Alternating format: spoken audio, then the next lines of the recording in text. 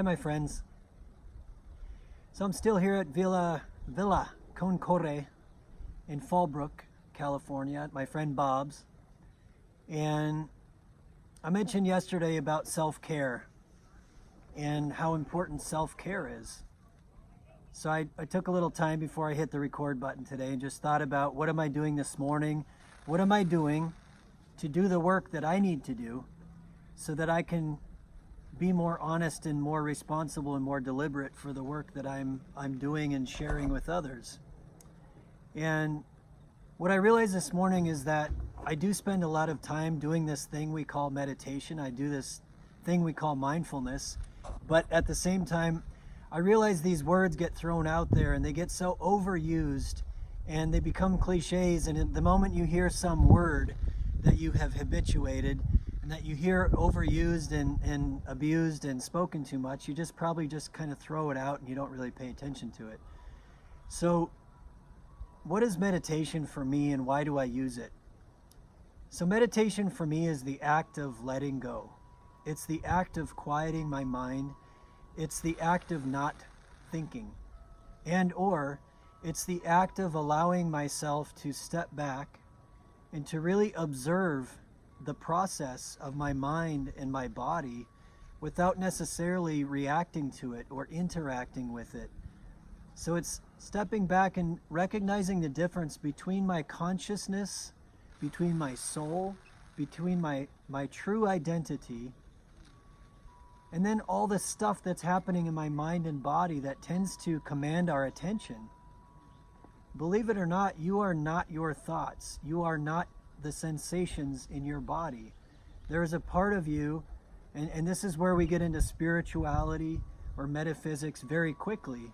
There's a part of you that transcends your thoughts and transcends your feelings and transcends the story that you've been telling yourself your whole life.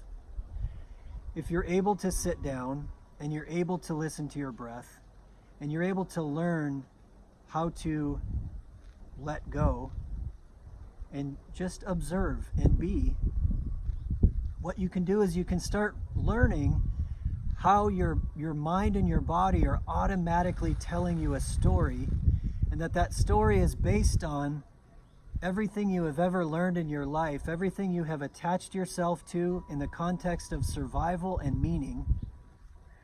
And that story is constantly interacting with the present moment. Our mind and our body are made to learn automatically from experience. It starts real early in our life, and over time, we elaborate the way that we see the world, the way we perceive the world. We elaborate the story we're telling ourselves in real time, all the time. What's the simplest way to say that? We are constantly creating our emotional and our cognitive reality by how we respond to our own thoughts and feelings and experiences. So we're constantly, literally creating a story in the present moment based upon the story we've already been telling ourselves, based upon our attachments. So for me, meditation is taking a step back from all of that and recognizing all of it is, in some way, it's an illusion.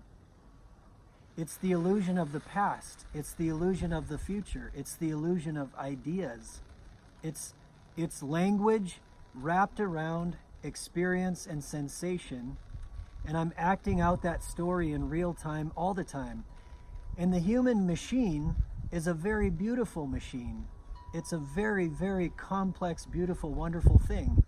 At the same time, it's based on habituation. What's an easy way to say that? We act on autopilot. So if we're acting on autopilot all the time, we're not reacting to this present moment from a place of pure honesty, from a place of pure responsibility. In a lot of ways, we simply act out our past in the present moment based upon these attachments and biases and perceptions and fears, right?